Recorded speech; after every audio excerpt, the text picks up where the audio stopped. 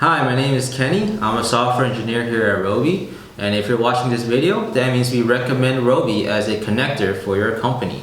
So at a medium-sized company with a ticketing system, we've learned that there are some pros and cons. So the biggest pain point is actually educating employees with the process of ticket submission and the right way to submit a ticket, which will be very difficult if done incorrectly for your support teams. So we want to present Roby as a way for you to consolidate your knowledge management and your tickets under one platform, as well as limiting any IT infrastructure changes at all. So we will allow your employees and your support teams to use the communication platform that works the best for them. So check out the following demo and learn how to use Roby today.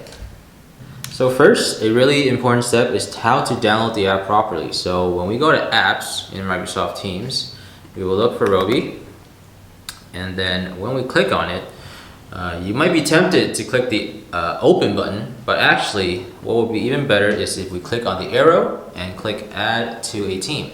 So the importance of this is that it can actually add to your entire organization as a whole, your team as a whole, and you don't have to have every single employee add the bot to their own teams. So once you are here, you can choose a team to add to. So we are going to add to the support team, and we will set up the bot. Once that is done, it will be integrated into the support team. And in order to add some tickets and submit some tickets, we will prompt Roby first, @Roby, and we will write something. So the request we will do today is, what is the mailing address?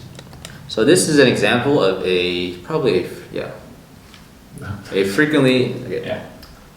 So this is an example of a frequently asked question that your company might encounter. And when we submit this ticket, I'm going to show off one of Roby's features, which is the auto search. And let's say we want to assign to the admins, submit to the admins, right?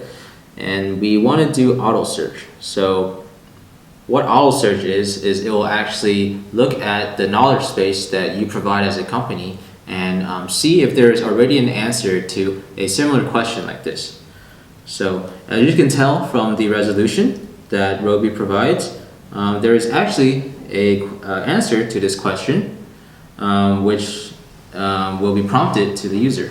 So this is really good for limiting the amount of notifications and requests that your admins might take, especially ones that are really repetitive that we can just immediately respond to. But let's suppose that this is incorrect now. Maybe the company has moved. So we do want to actually submit a ticket. We will then either assign to someone or submit to the admins. If we know exactly who is in charge of this, we will click this.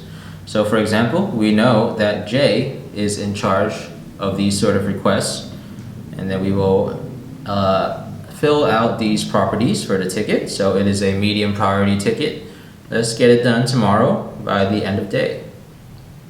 And when you submit it, then it will actually notify Jay, the admin, that there has been a new request submitted by KJ, this user.